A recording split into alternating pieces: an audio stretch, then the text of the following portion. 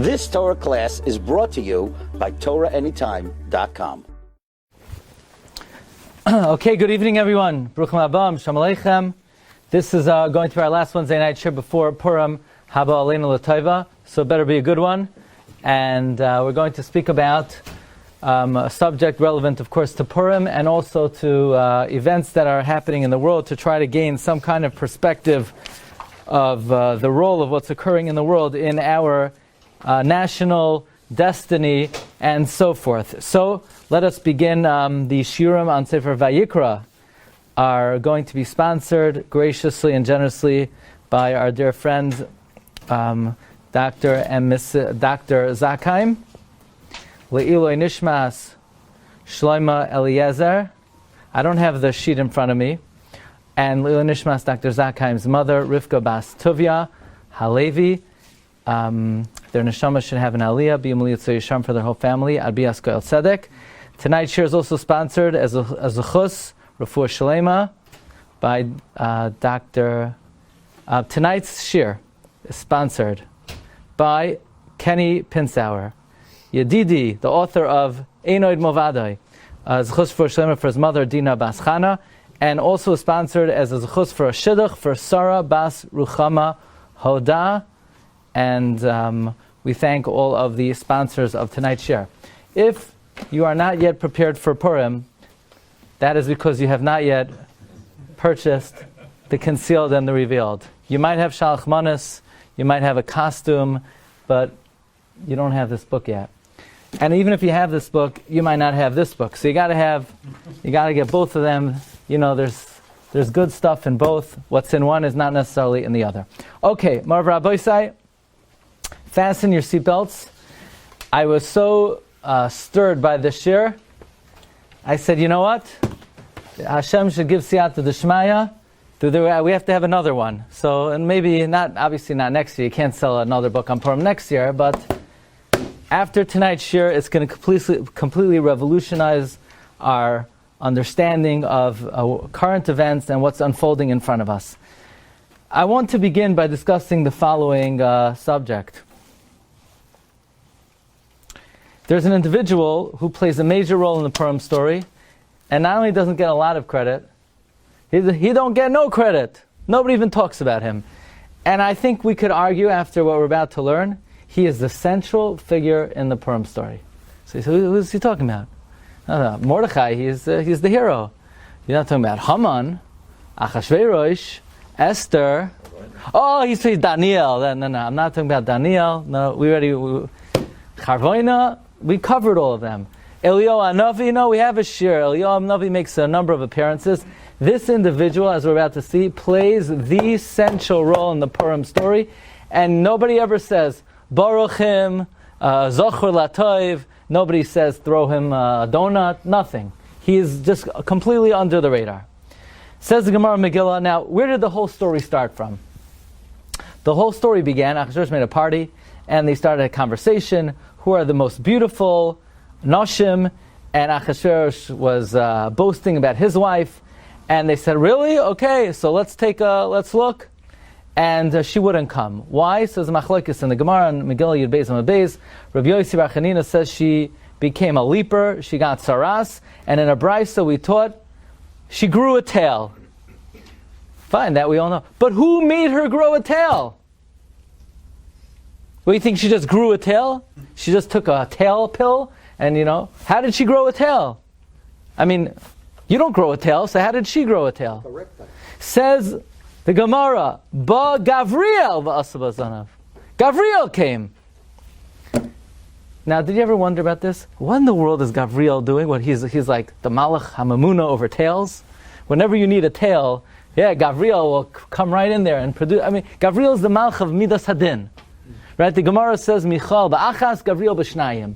And the Maharsha explains, because Gavriel's Midas Hadin, so he pauses in between his mission. So here, what he's doing is, he's rescuing Klal Yisrael. So you would not expect this to be the job of Gavriel. I would have expected Michal to do this. No, Gavriel's making the tail. Fine. And then I started to think, is Gavriel, does he do anything else? He literally is behind the scenes of every single episode in the Megillah. It's unbelievable. You could learn the Megillah every year. You could delve and this and that, and you come to the Megillah again, it's Ki'ilu, you never saw it before in your entire life. Watch this. The Yalkut Shimoni says that Haman needed to build the gallows, so he didn't have enough wood, so he took apart his back porch, his achsadra. And then he wanted to have one good ship to hang Mordechai on. He took a kites, and he's trying to see if Mordechai would fit on the kites, so he measured himself up, like to see, he was like trying it on for size. And says the Medrash, Gavriel came, and he said, Haman, you're trying this on for size? Good. We're glad it really fits you perfectly, because this kites has been destined for you, Nisheshes Yimei Bereshis. So Gavriel's already there, he's like, paving the way for the hanging of Haman. Then, the Yalkut Shimoni says this, and also Medrash Abba Gorian, Ba'alai lahahu nadidash nasa mehelech. Achashverosh couldn't sleep. Why not? Why couldn't he sleep? Says the Medrash, Ba'oisa shoyorad Gavriel eitzel Achashverosh. Gavriel came down. He was like smacking him, he was jumping on his head. He took his head and he smashed it against the floor 366 times. That could do the job. 366 times. What's 366? A leap year. What? A leap year. A leap year? Would be. A solar year with the quarter of the day, if you add the day, for every day of the year. He said, you ingrate, people try to help you, and you never rewarded them, you never took care of them. He took his head, bam, bam, bam, like an arava, like an oiska hakta, oiska shmattered arava. He smacked him. Achashverosh woke up in the morning, he didn't know if he was coming or going. So who woke up Achashverosh that he should start to think, how could he reward Mordechai? Good old Gavriel. He's back in action. Gavriel. And then the Medrash, there's a Medrash called Panim Acherim. It's brought in the Sefer Sifrei Agadata. That Gavriel couldn't sleep because he knew he had a job to wake up Achashverosh. Now watch this. So Achashverosh is sleeping, and then he can't sleep because Gavriel's banging his head 366 times. Achashverosh had to enter concussion protocol. He couldn't play. NFL didn't let him play that week. And what happened? So he said, read to me from the Sefer HaZechronos. So the Gemara says on the pasuk, Vayimatzei chasuv, and he found that it was being written. Ask the Gemara, it should say Vayimatzei ksav. He found a writing. What do you mean he found it was being written? Melamed, we see Shimshai moichek. Shimshai, the son of Haman, he was erasing that Mordechai saved the king's life. The king said, okay, tell me every good thing that anybody did to me. And Shimshai's, this says that Mordechai helped out the king. This is not going to be good for us. So Shimshai took out his big eraser, his big yellow Persian eraser. The big yellow Persian, I just totally made that up. Right? He erased it, and and who came and wrote the Sefer HaZechronos? Says the Gemara, V'Gavriel koisev. Gavriel. So who's saving Mordechai's life? Who's invoking the zchus of Mordechai? Gavriel. So think about what he did. He made Vashti grow a tail. He woke up Achashverosh in the middle of the night. He's writing on the document that Mordechai saved the king's life. Now this is unbelievable. What is the most important moment in the Megillah? Esther says to the king, King, you won't believe it. Ish tsar v'oyev Haman harazeh. This evil man. Achashverosh couldn't take it. He was furious, so he ran outside. He took a breather, and he's out in the courtyard, and the angels are chopping down his trees. And he comes back in, and he sees that Haman is on top of Esther. V'Haman noifel. Says Targum. Why would he do that? Is he out of his mind? Says the Targum, someone pushed him on top of Esther. Who pushed him? Who else? Gavriel. Says the Medrash, says the Targum U'Ken Targum. U'malka tav berizche miginsa gava. The king returned in anger from his garden.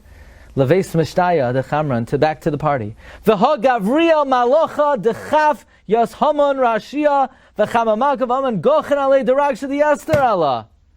He pushed him on her. I mean, he's doing everything. He made Vashti grow the tail. He woke up Achashverosh in the middle of the night. He rewrote the Sefer HaZachronos. And he pushed Esther on top of Haman. And then I saw Rav right. There you go. The Rav Reuven Margolius has a sefer called Malachei Elyon. They once asked Reb Chaim Kanievsky, what does he do if he wakes up in the middle of the night and he's like, about to fall back asleep? What does he think about? He says he thinks about the names of the Amoraim. The Rav Reuven Margolius wrote a sefer about the names of the Malachei Hasharis. And he has an entry on Gavriel, and in his entry on Gavriel, he lists the 5 things that Gavriel did in the Purim story. Number 1, he made Vashti grow the tail. Number 2, he was with Haman when Haman was measuring up the thorn that he was going to hang Mordechai on, and he woke up the king in the middle of the night, and he woke up in the middle of the night, and he rewrote the Sefer HaZachronos, and he pushed Haman al Esther. And then I realized, you know what? I think he did some more stuff. He did more stuff. Because the pasuk says in the beginning of Parak Daled, Mordechai yadas kosher nasa. Mordechai knew what was going on. Rashi says he knew that Hashem was maskim, Hashem consented to the plan of Haman, that because the Jewish people bowed down to the Tzelem in the time of Nebuchadnezzar, and because they were nene from the Sud of Achashverosh. And how did Mordechai know? Look at Rashi. Bal hachaloim amar loi. The master of dreams told him. Now here's the question. Who in the world is the master of dreams? So the many ask, why doesn't Rashi just say, Mordechai knew, Baruch HaKodesh, he was a Navi? Well, why does he have to... did you ever hear that a Navi knew something to the master of dreams? First of all, who in the world is the master of dreams? And why didn't Rashi just say, he knew Baruch HaKodesh, he knew it b'nevuah? By the way, some Midrashim say, who told him? Eliyahu Hanavi. But Rashi doesn't say that. Rashi says the Baal HaChaloim. Who's the Baal HaChaloim? Zohar HaKadosh says, Gabriel. The man's everywhere. He's doing more stuff than Mordechai. Mordechai, what did he do? Vayizak Zako Tzako Gedoy L'Moira. He couldn't make Vashti grow a tail. Gabriel, he got that's impressive, to get a tail going.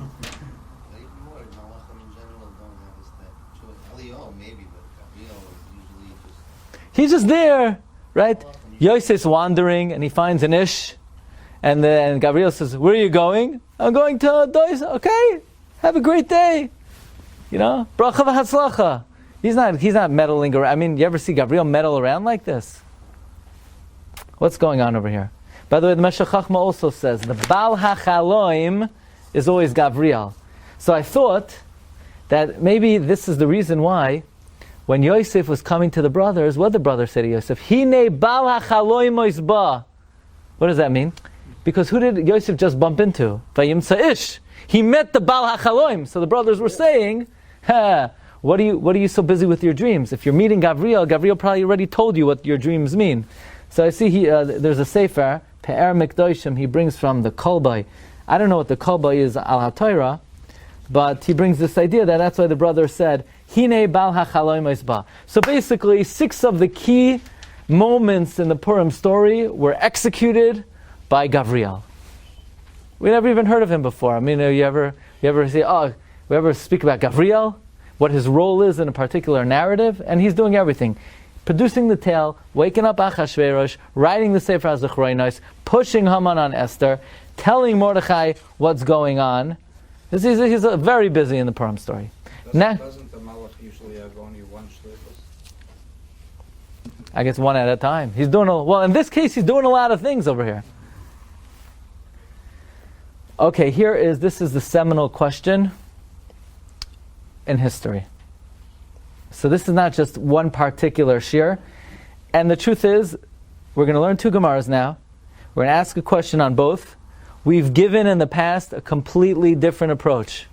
But in light of more recent events, I think perhaps there could be another way to approach this. The Gemara tells us in Masechta Avodah Zarah that in the end of days, HaKadosh Baruch Hu is going to take a Sefer Torah and He's going to say, whoever learnt this, come get reward.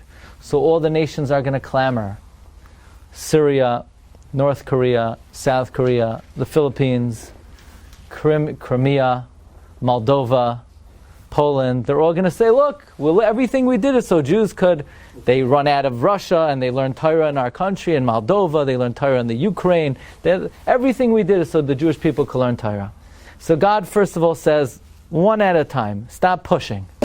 We have to do this in an organized manner, one nation at a time. So the Gemara says they line up, and the first nation to come before God is the most chashuv of all the nations, and that's Rome. Why are they? And we know they're the most chashuv. We have Rayas. The Gemara brings Rayas that Rome is the most chashuv.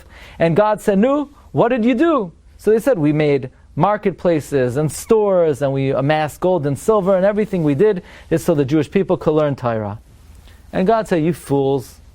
You made stores to situate prostitutes. You made bathhouses to delight yourself, and money. All money belongs to me," said God.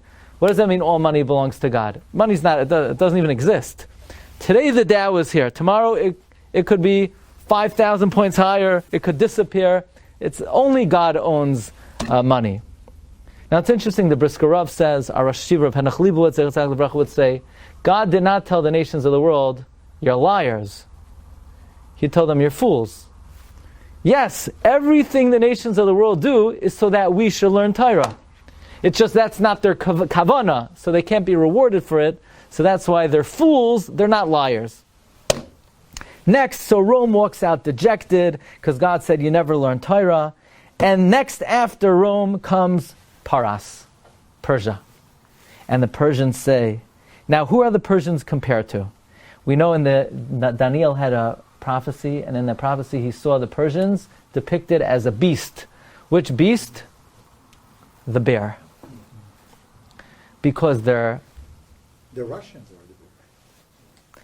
They're fat like a bear, and they're hairy like a bear, and they're corpulent like a bear.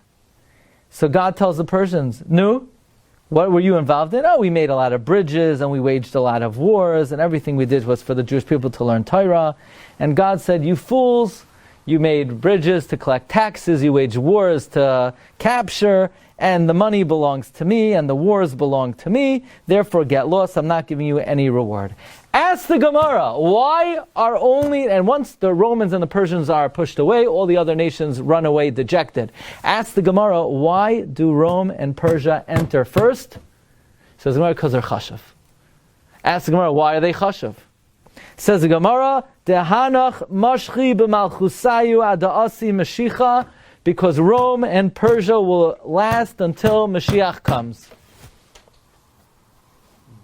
And the obvious question here is, okay, Rome, could say the Roman Empire, the spiritual heirs of the Roman Empire is the Western world, United States of America, so the USA will last until Mashiach comes. But Persia will last until Mashiach comes. You know when the last time there was a Persian Empire? In the times of Achashverosh. And then the Persian Empire was destroyed. And if you want to find anything about the Persian Empire, you go to the British Museum, and you could find a mug, the handle of a mug that possibly Achashverosh once used to drink hot chocolate. That's the relic that we have of the Persian Empire. The Persian Empire was conquered by the Greeks, and they're crumbled, and they fell, and they don't exist anymore. And don't tell me Iran. Iran has nothing at all to do with the Persian Empire. They're not ethnically connected to the Persian Empire. They don't descend from them. Iran today are of Middle Eastern descent. They changed their name in 1939. There you go. So, what does the Gemara mean that the Persians will last until Mashiach comes? How will the Persians last until Mashiach comes? And this is a question we discussed in the Sefer on Pesach. V'harei paras nafla b'yad Yava, number 13. Ukvar nisbatla malchusam b'mei binyan b'yasheni. And, by the way, the approach we've always said through the years is based on the Maral. that the Maharal identifies, that why of the four Golusim do we never talk about Yishmael? Right, we talk about Babylon and Persia and Greece and Rome. What about the Yishmaelim? And the Maharal says Yishmael is Persia. Do you remember this? Yeah. Yishmael is Persia. Of course. Okay, we spoke about it many times. Yes. And we also asked on the Gemara in Yuma. The Gemara in Yuma brings a famous machlokes, Rabbi Yeshua ben Levi, Rabbi Yochanan against Rav. The Gemara says in the end of days there'll be two nations standing. Rome, now let's assume that's USA, and Persia. And one will destroy the other. Now you want to say it's Iran and USA? Yeah, Persia is not at Iran. So you have two nations that will stand at the end of days. USA and Paras. And Persia. And who will destroy who? So Rabbi Yeshua ben Levi says Rome will be obliterated by Persia. USA is going to be destroyed by Persia. And the Gemara brings proofs that Rome will fall into the hands of the youngest of the sheep. That's a reference to Persia, which comes from Tiras. And that is also the opinion of Rabbi Yochanan, because Rabbi Yochanan says a Kal V'chomer. He says, who built the first Beis HaMikdash? Klal Yisrael. Who destroyed it? Bavel. Bavel was destroyed by the Persians. But the second Beis HaMikdash, which was built by the Persians, and the Romans destroyed it, certainly the Romans will be destroyed by Persia. And that is the opinion of Rabbi Yochanan. And Rav says, no, Rome will destroy Persia, USA will be standing last. So we have a major machlokes. Who's the last nation to stand? The last two are Rome and Persia. And it's the machlokes, who will be standing last? And again, the question is, how could you say that the last two nations standing are Rome and Persia? Persia fell 2,000 years ago. So in the past, and I think this is definitely true, we said from the Maharal that Persia is Yishmael, and the end of days, there'll be two superpowers. The Western world and the Arab world. And it's a big machlokes, who will destroy who. By the way, Reb Chaim Kanievsky paskins, Yishmael will destroy the Western world. And he learns, I'm not here to make anybody feel good, I'm just trying to give a shiur, right? Reb Chaim Kanievsky says, that's the Pshat in the Chad Gadya, that the Chad Gadya has 8 characters. Each one of the 4 Golusim could be broken into 2. Bavel Kazdoi, Paras Madai, Yavan Moikdam, Edom and Yishmael, and the last one standing is Yishmael. Yishmael then falls, and then Mashiach comes. This is the approach we said in the past, but I think in light of recent events, and something I saw from the Vilna Gaon, there may be another way to view this. Please take a look in the Gemara in Yuma, number 16. I'll tell you a little story. There's a sefer called the Book of Daniel. And in the 10th chapter, we read about an angel. His name was Gabriel. And Gabriel was sent on a mission. God told him, Gabriel, go into the Holy of Holies. Go on top of the Aron. There's hot coals on the Aron. Pick up the hot coals. Drop it on Jerusalem and destroy Yerushalayim. So what did Gabriel do? He went to the Holy of Holies. He asked the cherub on top of the Aron to pass him the coal. Says the Gemara, had he not done that, Yerushalayim would have been destroyed forever.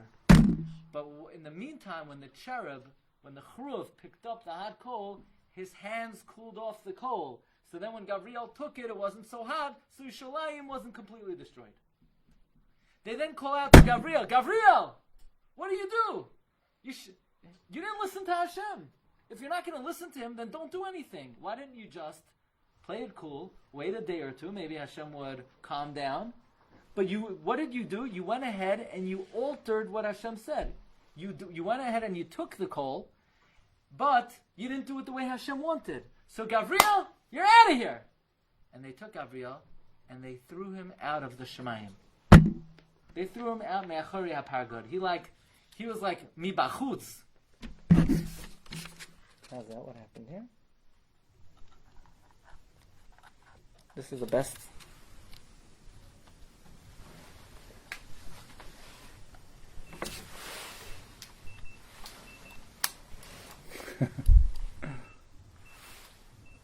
No card, 1 second. Ooh, the card is full.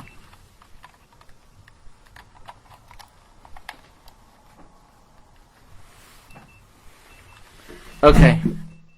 Well, we'll do it again some other time. But they told him, what's going on over here? You're not listening to Hashem. So they took Gavriel and they threw him out. So now, meanwhile, Gavriel is, he's waiting on the outside. And who do they replace Gavriel with? Listen to this. It says, Gemara Yuma, Andaf Ayin Zayin. They took a malach by the name of Duviel. You ever hear of him? They took a malach by the name of Duviel. You know who Duviel is? He's the angel of Persia. And they put him in charge of Yerushalayim. And he sat there in charge of Yerushalayim for 21 days. And now Duviel is like taking control. He said, okay, I'm going to sign some documents now. From now on, all the Jews have to pay taxes to the Persians. And he signed that. And then he wrote, all the Talmidei Chachamim have to pay taxes. And they signed that even the Torah scholars have to pay taxes. Meanwhile, Marv Rabbi Sai, Gavriel is standing outside and he can't bear it anymore. The Jews have to pay taxes and Talmidei Chachamim have to pay taxes. It's not right. So Gavriel calls out in the merit of the wives of Talmidei Chachamim that they stay up late taking care of their households while their husbands learn. Please spare the Jewish people. And he was ignored. And then Gavriel said, I don't understand. This Daniel over here, Ish Chamudais, if you take all the sages of the nations of the world, he would outweigh all of them. So God says, who just defended Klal Yisrael? And they pointed to Gavriel. Oh, you defended Klal Yisrael? Get back inside. And they brought Gavriel back inside. And Gavriel saw that this Duviel had these documents that he was going to be charging taxes to the Jewish people. He wanted to rip it out of his hands. So Duviel took the documents and he swallowed them. And the Gemara discusses the possibility that when he swallowed the documents, the seal got erased, so they weren't so conclusive. And the bottom line is the Gemara says that's why Bizman Azeh, some rabbis pay taxes in Persia, some don't, because the sign got a little muddled by this Malach Duviel. Who's this Malach Duviel? Who is this guy? What did he do exactly? Why did he take the place of Gavriel? Apparently, the Malach Duviel is the angel of Persia. So why is he called Duviel?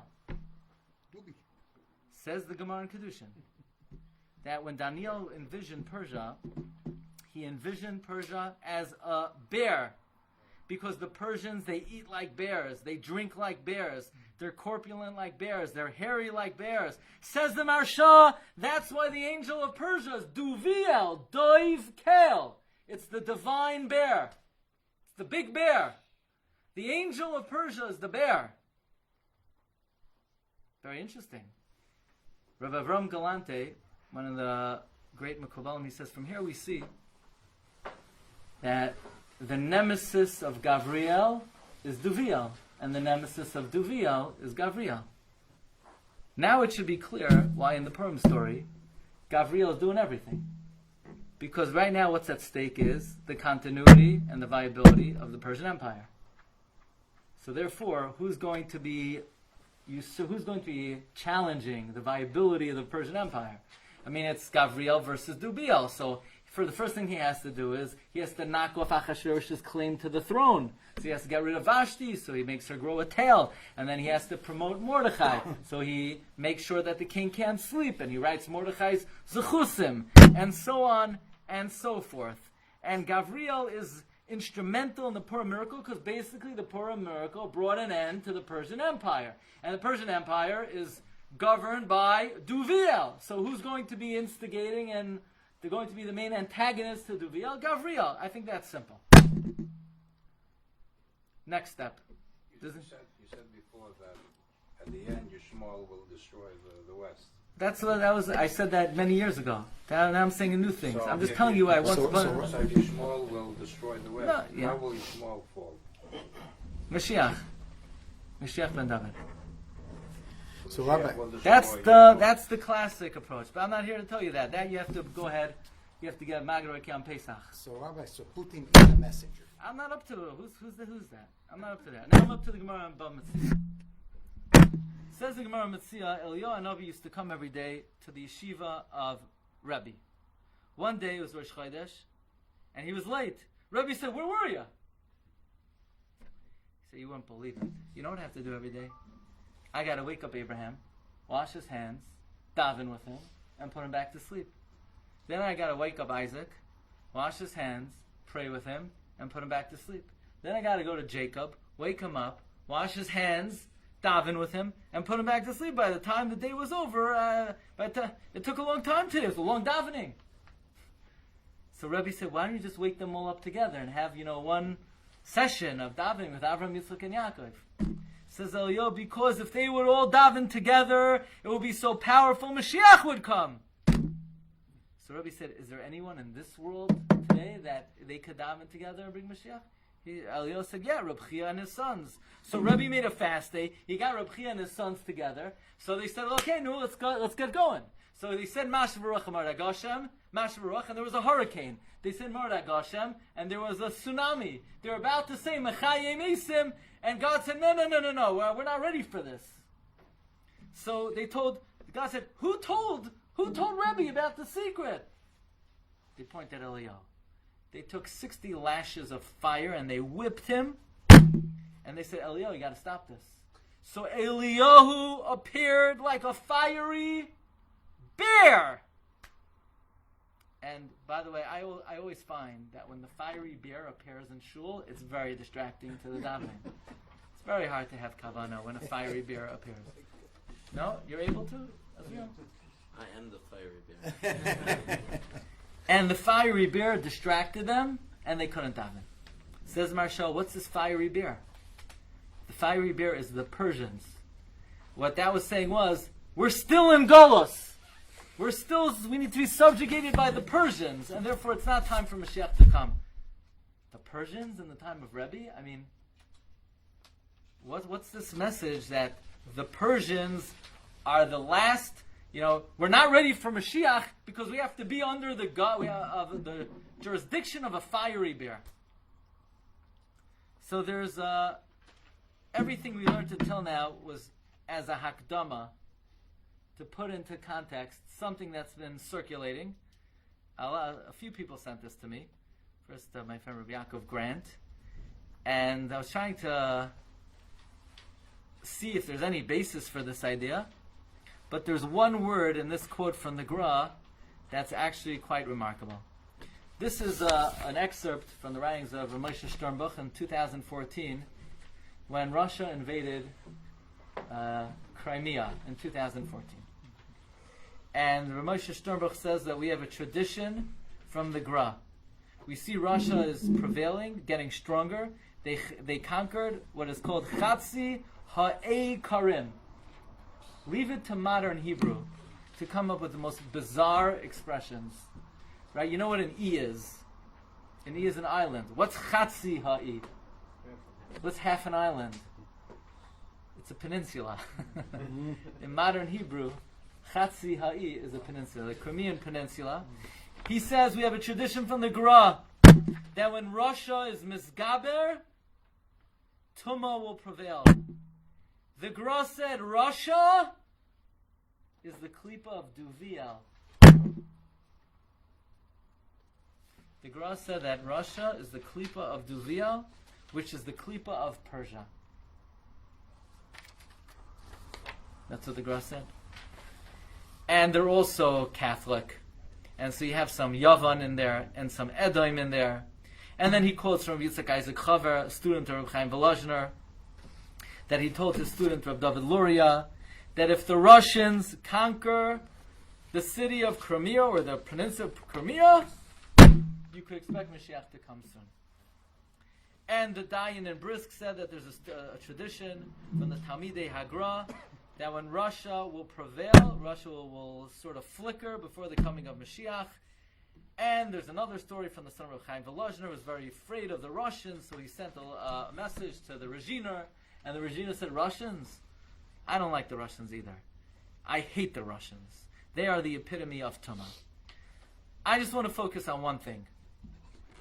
The first point, I think, is a very salient point, is that if you look in the story of the Megillah, even though he's obviously behind the scenes, a major player here is the Malach Gabriel, and I think the reason for that is clear, because since him and Duviel are, so to speak, the two antagonists, He's always opposing Duviel. We see that when Gabriel was kicked out of Shamayim, Duviel took his place. So in the Persian Empire, the Malach that will try to exert itself to try to bring the downfall of the Persian Empire will be Gabriel. But we have these two very enigmatic Gemaras that tell us that right before Mashiach comes, there'll be two nations. One is Rome. So let's say that's USA.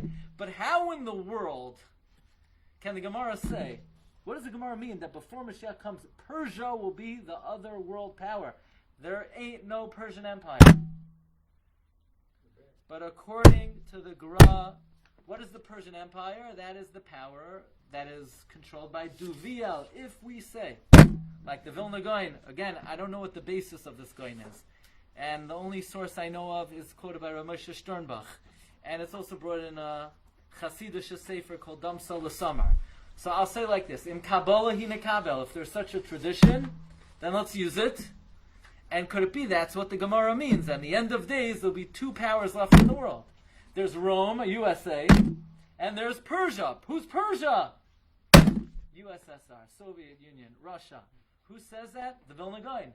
And now the question is, who will destroy who? Will the Paras destroy Roimi, or will Roimi destroy Paras?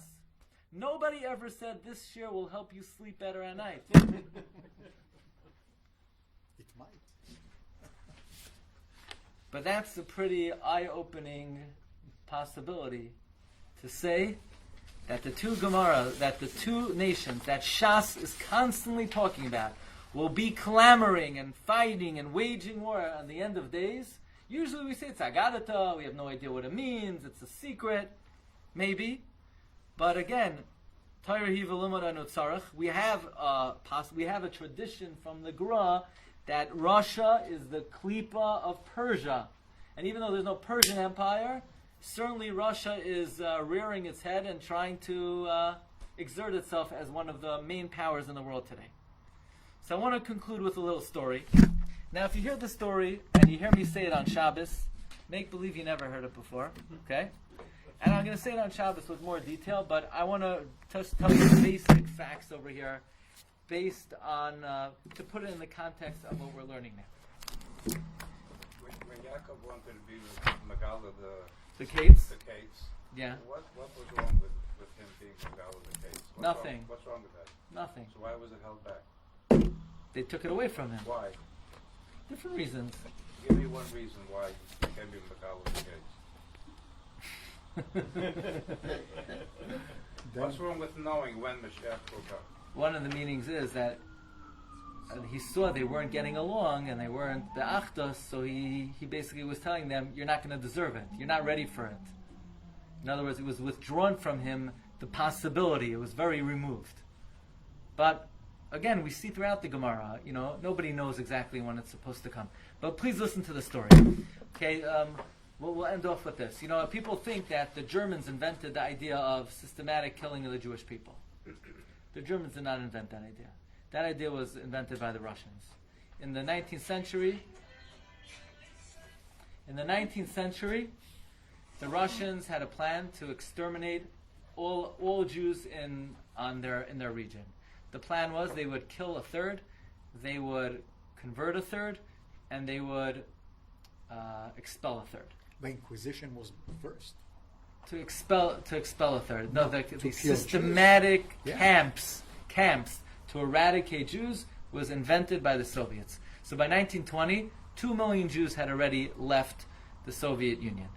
And the only thing is, the Soviets weren't that good at it, but the Germans were much more efficient, and they perfected it.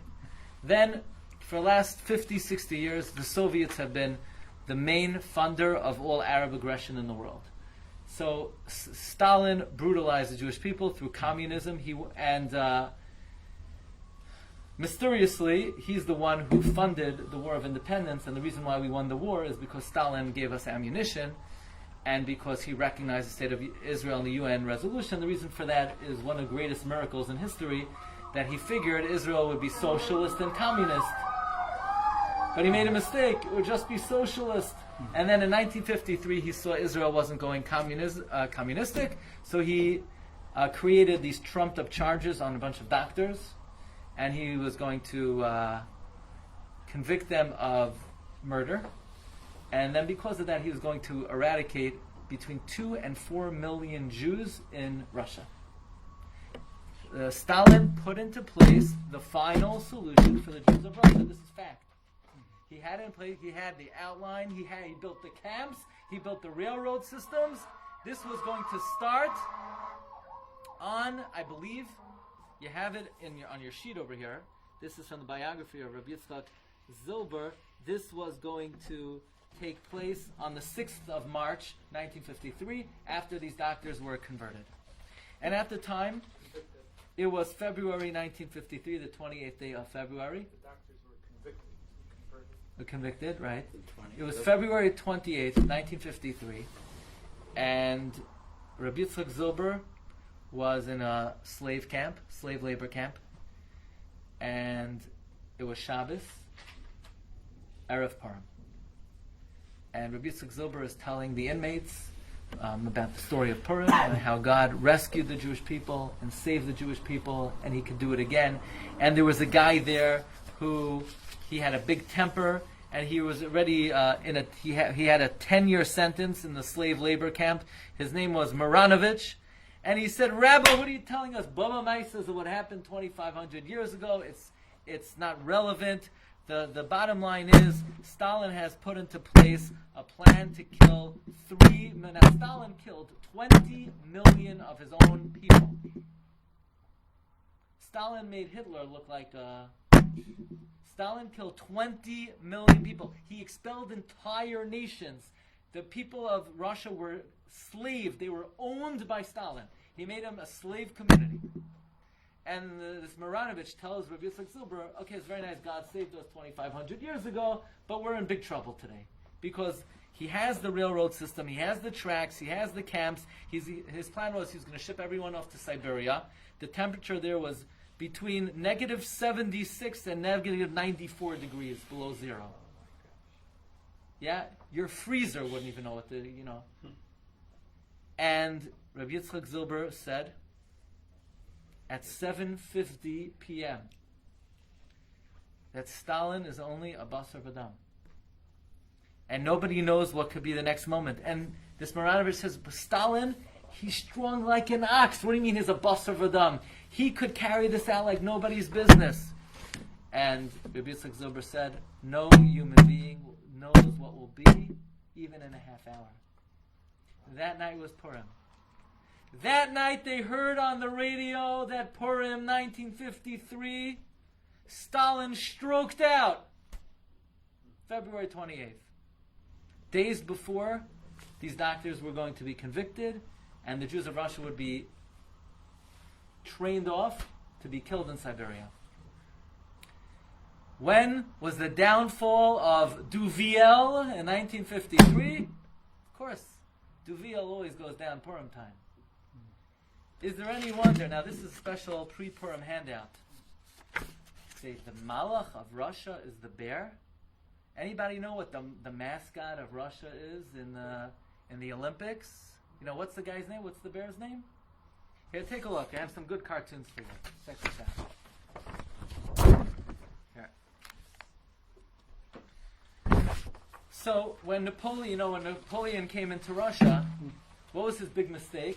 His big mistake was he went beyond Moscow, because nobody gets past Moscow. So they had a cartoon of Napoleon coming to Moscow. Little Napoleon getting swallowed by what? A lion, a tiger, a snake, by the big bear, Russia, by Duviel. Now watch this one. Look on the right-hand side. In the English satirical magazine, with the Russian bear sitting on the tail of the Persian cat, almost indicating, Russia's going to take over the Golos Paras. Marvin Avoisai, it's just a theory. But Lamaisa, this is what the Vilna Gaon says, that the klipa of Paras is Duviel, and the klipa of Russia is Duviel, and Russia somehow was Yoresh, the klipa of Paras. And if we accept that, then when the Gemara says in the end of days there'll be two nations, Roimi and Paras, could it be that the Paras the Gemara refers to is none other than Mother Russia? And in that case, just like Duvia went down the first time on Purim, and Duvia went down, 70 years ago on Purim, there's more where that came from. And we hope HaKadosh Baruch Hu should bring to us also LaYehudim, HaYisa'ira, the Simcha, the Sasa, and Vikar, Kein Tialanu, Afreilchem Purim.